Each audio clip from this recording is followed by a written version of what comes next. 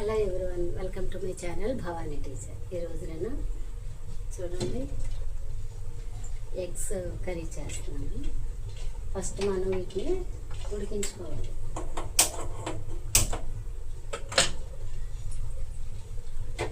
తర్వాత వాటికి కొంచెం ఇలా మూత పెట్టకుండా ఉడికించుకోవాలి. ఓకే, దానికి ఒక 2 ఉల్లిపాయలు, 5 పచ్చిమిర్చి, సన్నగా ఉన్నాయి, కారంగా ఉన్నాయి 5 పచ్చిమిర్చి, టెర్రస్ మీద ములక్కాయలు 2 తీసుకొచ్చాను. వీటన్నిటిని కట్ చేసి తీసుకొస్తాను. ఈ లోపు ఎగ్స్ కూడా ఉడికిపోతాయి, బాయిల్ అయిపోతాయి అన్నమాట. ఓకేనా?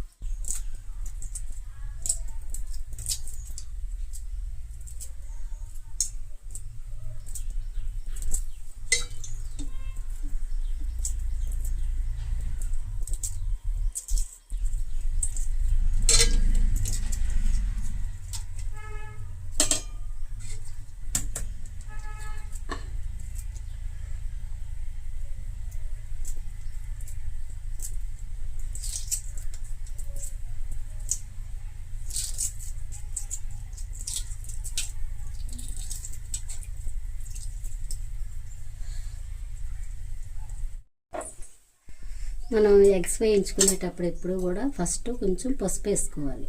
అప్పుడు పసుపు వేస్తే ఎగ్స్ స్టిక్ అవ్వకుండా ఉంటాయి అన్నమాట ఆయిల్లో.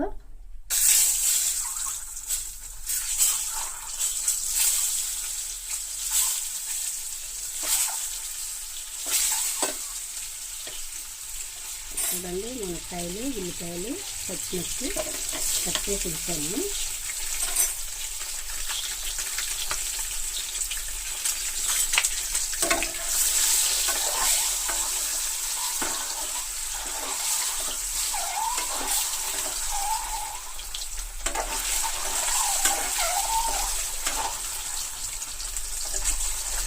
ఇప్పుడు ఇలా వేసేది మనం తీసేసుకుందాం.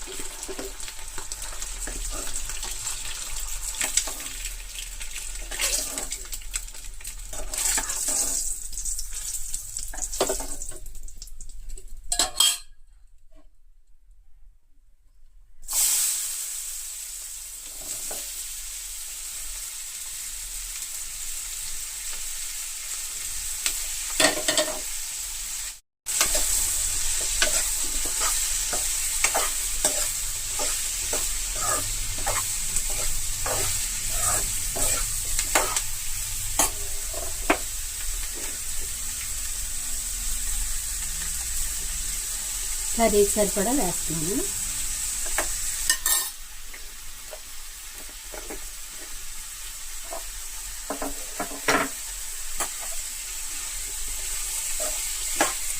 కొంచెం మగ్గేంత వరకు వీటిని ఇలా వేయించుకున్నాను.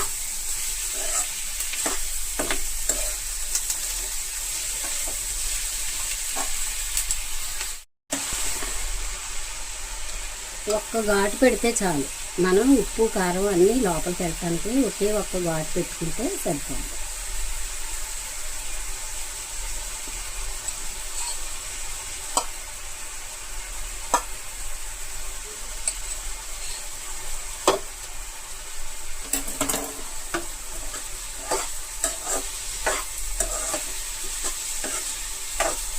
చాలా రుచిగా ఉంటుంది ఇలా.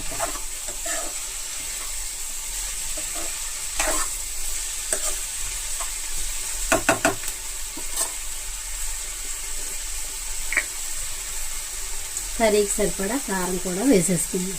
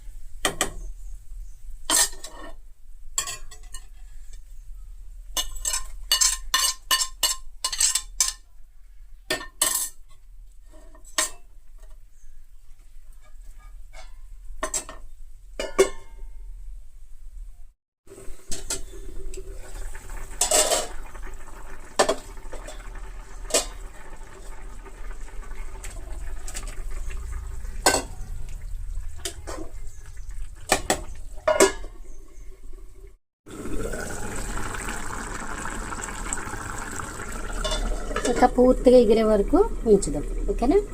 బాగా ఎగిరితే చాలా బాగుంటుంది.